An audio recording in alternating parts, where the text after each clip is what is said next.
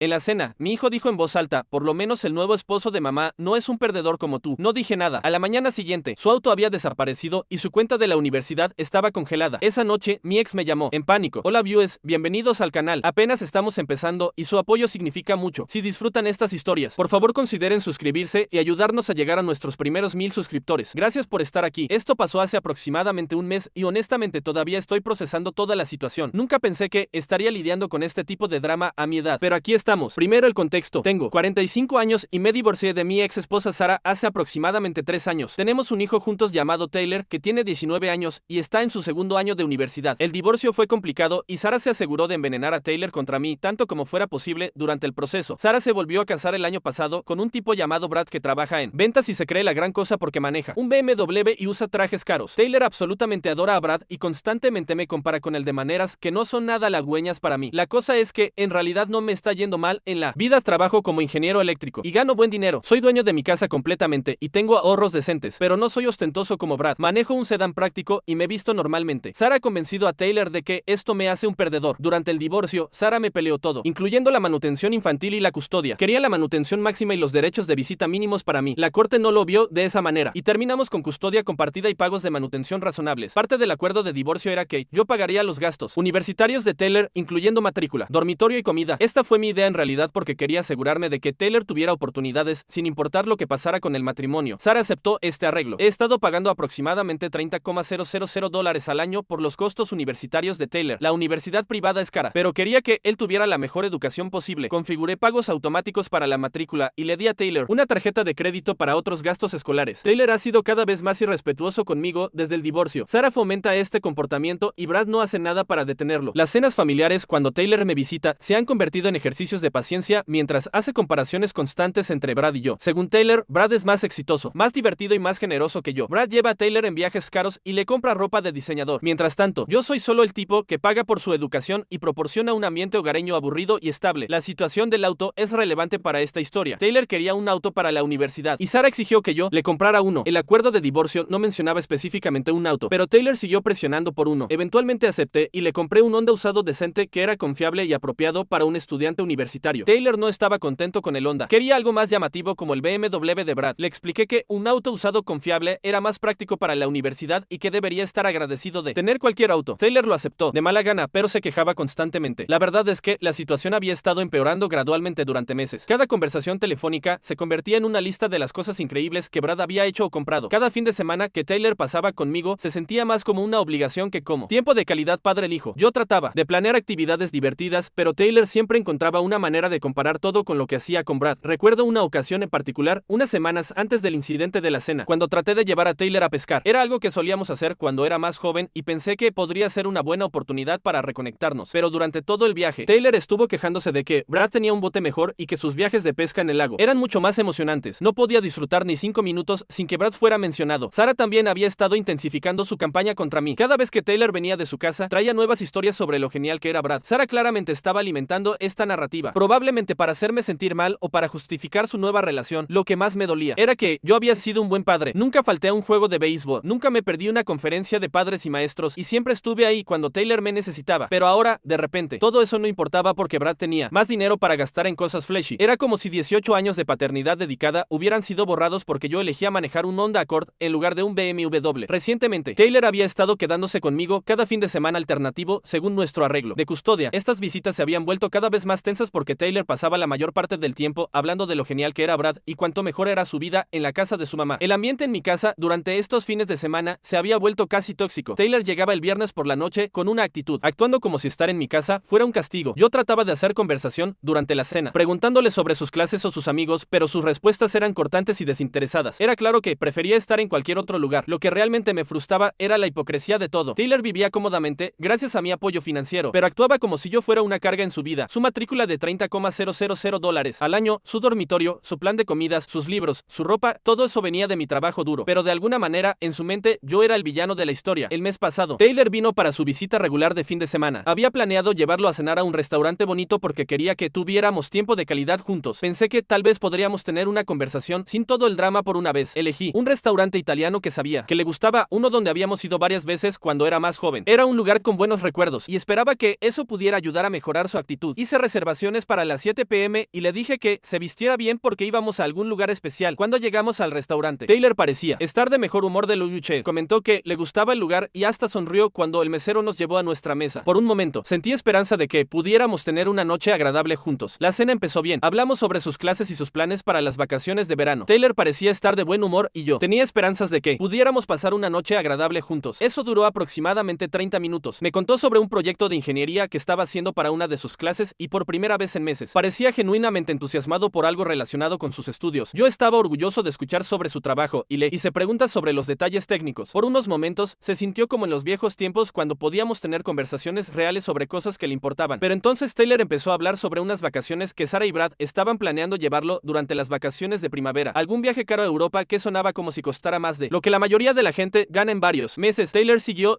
sobre lo emocionado que estaba. Habló sobre los lugares que visitarían, los hoteles en los que se quedarían, las experiencias que Brad había planificado. La forma en que hablaba de Brad era como si fuera alguna especie de héroe o mentor, no solo el nuevo esposo de su madre. Cometí el error de preguntar si Brad estaba pagando por este viaje o si salía del fondo universitario de Taylor que yo proporciono. Taylor se puso a la defensiva y dijo que no era asunto mío como Brad gastaba su dinero. Dijo que Brad era generoso. A diferencia de algunas personas, la conversación se fue cuesta abajo desde ahí. Taylor empezó a comparar la generosidad de Brad con mi supuesta tacañería. Volvió a sacar el tema del auto y dijo que Brad le habría comprado algo bueno en lugar de un Honda viejo. Dijo que Brad entendía lo que Taylor necesitaba, mientras que yo solo me enfocaba en ser práctico. Traté de cambiar el tema, pero Taylor estaba en racha. Empezó a enumerar todas las formas en que Brad supuestamente era mejor que yo. Brad era más exitoso, Brad era más divertido, Brad era más comprensivo. Según Taylor, Brad era todo lo que un padre debería ser. Lo que más me dolía era la injusticia de sus comparaciones. Brad había estado en la vida de Taylor por menos de 2 años, y durante ese tiempo solo había tenido que ser el tipo divertido. No había estado despierto toda la noche cuando Taylor tenía fiebre de niño. No había pasado horas ayudándolo con su tarea de matemáticas. No había estado ahí para todos los altibajos de criarlo. Brad solo había tenido que aparecer con regalos caros y aventuras emocionantes. Mientras tanto, yo había estado pagando por todo lo importante en la vida de Taylor: su educación, su vivienda, su comida, su seguro médico. Pero de alguna manera, eso no contaba porque no venía envuelto en papel de regalo caro. Traté de explicarle a Taylor que había diferentes tipos de apoyo y que la estabilidad financiera que yo proporcionaba era una forma importante de cuidado. Pero él no quería escuchar. En su mente, todo se trataba de quien podía hacer los gestos más grandes y quien tenía más dinero para gastar en diversión. La tensión en la mesa siguió aumentando. Otros comensales comenzaron a notar que estábamos teniendo una discusión. Taylor alzaba la voz y yo trataba de mantener la calma, pero podía sentir mi paciencia agotándose. Había llegado a este restaurante con la esperanza de reconectar con mi hijo, y en su lugar estaba siendo atacado y humillado públicamente. La gota que colmó el vaso llegó cuando Taylor dijo lo suficientemente alto para que otros comensales escucharan: por lo menos el nuevo esposo de mamá no es un perdedor como tú. Lo dijo con esta expresión presuntuosa como si estuviera orgulloso de ponerme en mi lugar. Me quedé sentado por un momento, solo mirándolo. Otras personas en el restaurante habían escuchado lo que dijo y no se estaban mirando. Me sentí humillado y enojado, pero no quería hacer una escena en público. El silencio que siguió fue ensordecedor. Taylor parecía darse cuenta de que había cruzado una línea, pero su expresión mostraba más desafío que arrepentimiento. Era como si estuviera probando que tan lejos podía llegar, que tanto abuso podía hacerme tragar antes de que finalmente reaccionara. Solo pedí la cuenta y nos fuimos en silencio. El mesero, que había estado sirviendo nuestra mesa toda la noche, claramente había escuchado el comentario. Me dio una mirada de simpatía cuando le entregué mi tarjeta de crédito. Incluso un extraño podía ver lo inapropiado que había sido el comportamiento de Taylor. El viaje a casa fue incómodo. Taylor parecía darse cuenta de que había cruzado la línea, pero no se disculpó. Lo dejé en su dormitorio y le dije que lo vería en 2 semanas para su próxima visita programada. Solo se encogió de hombros y se alejó caminando. Esa noche me senté en mi casa pensando en lo que Taylor había dicho durante todo el camino a casa. Sus palabras resonaban en mi cabeza: perdedor. Así era como su propio hijo me veía. Después de 18 años de sacrificios, después de trabajar horas extra para pagar su educación, después de estar ahí para cada momento importante de su vida, yo era un perdedor en sus ojos. Me di cuenta de que había estado permitiendo su comportamiento irrespetuoso al continuar proporcionándole apoyo financiero mientras me trataba como basura. Algo necesitaba cambiar. Había estado tan enfocado en ser el padre bueno y estable que había olvidado enseñarle a Taylor sobre el respeto y las consecuencias. Pasé la mayor parte de la noche despierto, pensando en todas las formas en que había fallado como padre. No por no proporcionar para Taylor había hecho eso en exceso, sino por no enseñarle valores básicos sobre cómo tratar a las personas que te aman y te apoyan. La mañana siguiente me desperté con una claridad que no había tenido en años. Sabía exactamente lo que tenía que hacer. Hice algunas llamadas telefónicas. Primero, llamé al banco y cancelé la tarjeta de crédito de Taylor. La representante de servicio al cliente me preguntó si había habido actividad fraudulenta y le expliqué que simplemente estaba removiendo a un usuario autorizado de mi cuenta. Fue un proceso simple, ya que yo era el titular principal de la cuenta. Luego, llamé a la oficina del tesorero de su universidad y pedí que pusieran una retención en el procesamiento de cualquier nuevo cargo a su cuenta estudiantil hasta que pudiera revisarlos personalmente. Como yo era el titular de la cuenta y el pagador, esto estaba dentro de mis derechos. La funcionaria de la universidad me explicó que esto significaría que Taylor no podría comprar comprar comidas en el plan de comidas o acceder a otros servicios hasta que la retención fuera levantada. Finalmente, llamé a la compañía de seguros de autos y removí el auto de Taylor de mi póliza. También manejé hasta el dormitorio de Taylor y usé mi llave de repuesto para recuperar el Honda. Estaba estacionado en el lote estudiantil y simplemente lo manejé a casa. Como el auto estaba registrado y titulado a mi nombre y Taylor era solo un usuario autorizado, tenía todo el derecho legal de recuperarlo. Taylor no tenía reclamo de propiedad sobre el vehículo mientras manejaba el auto. De regreso a mi casa, me sentí una mezcla de tristeza y determinación. No quería estar haciendo esto. No quería estar en una situación donde tenía que enseñarle a mi hijo de 19 años sobre consecuencias de esta manera. Pero había llegado a un punto donde las palabras ya no eran suficientes. Para él, mediodía, la cuenta universitaria de Taylor estaba congelada y su auto había desaparecido. Su tarjeta de crédito dejó de funcionar cuando trató de comprar almuerzo. Me imaginé que estaba teniendo un día muy confuso tratando de entender qué estaba pasando. No llamé a Taylor para explicar lo que había hecho. Pensé que era lo suficientemente inteligente para juntar las piezas eventualmente. Si quería tratarme como a un perdedor, entonces podía ver cómo era la vida sin el apoyo financiero del perdedor. Esa tarde, mientras estaba en mi oficina en casa, comencé a sentir dudas sobre lo que había hecho. Una parte de mí se preguntaba si había sido demasiado duro, si había reaccionado de forma exagerada a las palabras hirientes de un joven, pero luego recordé la expresión en su cara cuando me llamó perdedor, la forma en que lo había dicho tan casualmente, como si fuera un hecho aceptado. También pensé en todos los otros momentos de falta de respeto que había tolerado, las comparaciones constantes con Brad, las quejas sobre mis regalos, la forma en que actuaba como si estar en mi casa fuera un castigo. Taylor había estado empujando los límites durante meses y yo había estado demasiado preocupado por mantener la paz para establecer consecuencias reales. Esa noche, mi teléfono empezó a sonar. Primero era Taylor llamando, pero no contesté. Luego era Sara llamando, repetidamente. También dejé que esas llamadas fueran al buzón de voz. No estaba listo para lidiar con su drama todavía. Sara dejó varios mensajes de voz cada vez más frenéticos. El primero estaba enojado, exigiendo saber por qué las cuentas de Taylor estaban congeladas. Para el tercer mensaje de voz, prácticamente me estaba suplicando que la llamara de vuelta porque Taylor estaba teniendo una crisis nerviosa. Podía escuchar a Taylor llorando en el fondo de uno de los mensajes, la realidad de su situación. Finalmente había llegado a él, sin auto, sin tarjeta de crédito, sin acceso a su cuenta universitaria. Taylor estaba experimentando por primera vez lo que significaba no tener mi apoyo financiero. Finalmente contesté cuando Sara llamó por sexta vez. Estaba histérica, preguntando qué había hecho y por qué estaba castigando a Taylor. Dijo que él estaba llorando y no entendía por qué su auto y tarjeta de crédito no funcionaban. Le expliqué muy calmadamente que Taylor había dejado claro que pensaba que yo era un perdedor que no merecía su respeto. Como se sentía así, decidí que ya no necesitaba apoyo financiero de alguien que consideraba inútil. Sara se quedó sin palabras por un momento. Luego Sara empezó a gritar sobre el acuerdo de divorcio y mi obligación de pagar por la educación de Taylor. Le recordé que el respeto y la decencia humana básica no eran demasiado pedir a cambio de $30,000 al año. Sara trató de argumentar que Taylor era solo un adolescente y no quería decir lo que había dicho. Le señalé que Taylor tenía 19 años y estaba en la universidad. Era lo suficientemente mayor para entender que las acciones tienen consecuencias y que no deberías morder la mano que te alimenta. Luego Sara trató un enfoque diferente y empezó a llorar sobre cómo esto arruinaría la educación de Taylor. Dijo que él no podía pagar la universidad sin mi ayuda y que yo estaba destruyendo su futuro por sentimientos heridos. Le dije que Taylor debería haber pensado en eso antes de llamarme perdedor en público. La conversación terminó con Sara colgándome después de que me negué a restaurar inmediatamente las cuentas de Taylor. Sabía que me llamaría de vuelta. Una vez que se diera cuenta de que hablaba en serio sobre esta situación, Taylor trató de llamarme varias veces más esa noche, pero no contesté. No estaba listo para hablar con él hasta que estuviera preparado para tener una conversación real sobre respeto y consecuencias. Los mensajes de texto que recibí de Taylor esa noche fueron reveladores. Al principio estaban enojados y confundidos. ¿Por qué hiciste esto? Esto no es justo. Necesito mi auto para llegar a clases. Pero a medida que pasaban las horas y la realidad de su situación se asentaba, el tono cambió. Los mensajes posteriores mostraban más pánico. Papá, por favor contesta. No entiendo qué está pasando. No puedo comprar comida. Mi tarjeta no funciona. ¿Cómo se supone que vaya a trabajar sin auto? Por primera vez, Taylor estaba experimentando las consecuencias reales de sus acciones. Al día siguiente, Sara volvió a llamar con Brad en la línea. Brad trató de hacer de pacificador y sugirió que tal vez podríamos resolver algo. Dijo que Taylor había aprendido su lección y estaba muy arrepentido por lo que pasó en la cena. Le dije a Brad que si pensaba que Taylor había aprendido su lección, entonces Brad era bienvenido a hacerse cargo de pagar los gastos universitarios de Taylor. Hubo un largo silencio en el teléfono. Aparentemente, la generosidad de Brad tenía límites cuando se trataba de gastar realmente su propio dinero. Durante todos estos meses, había sido fácil para él ser el padrastro divertido y generoso cuando alguien más estaba pagando todos los gastos importantes, pero enfrentado con la perspectiva de pagar $30,000 al año por la educación de Taylor, la verdadera naturaleza de Brad salió a la luz. Sara volvió a entrar y empezó a amenazar con acción legal. Dijo que el acuerdo de divorcio me requería pagar por la educación de Taylor y que no podía simplemente parar porque mis sentimientos estaban heridos. Le dije que hiciera que su abogado llamara a mi abogado. La verdad es que el acuerdo de divorcio sí me requería pagar por la educación de Taylor, pero no decía nada sobre tolerar abuso a cambio de ese apoyo. Estaba dispuesto a argumentar en la corte que el respeto y la decencia básica eran expectativas razonables para la asistencia financiera continua. Durante los siguientes días, recibí llamadas de varios miembros de la familia que habían escuchado sobre la situación. Mi madre llamó, preocupada preocupada por Taylor, pero también entendiendo mi posición. Ella había notado el comportamiento irrespetuoso de Taylor hacia mí en reuniones familiares y había comentado privadamente que algo necesitaba cambiar. Mi hermana mayor estaba dividida. Por un lado, estaba preocupada por la educación de Taylor y pensaba que tal vez había sido demasiado duro. Por otro lado, había sido testigo de primera mano de cómo Taylor me hablaba y admitió que si uno de sus hijos le hubiera hablado de esa manera, habría reaccionado de manera similar. Algunas personas pensaron que estaba siendo demasiado duro, mientras que otras dijeron que ya era hora de que Taylor enfrentara algunas consecuencias por su comportamiento.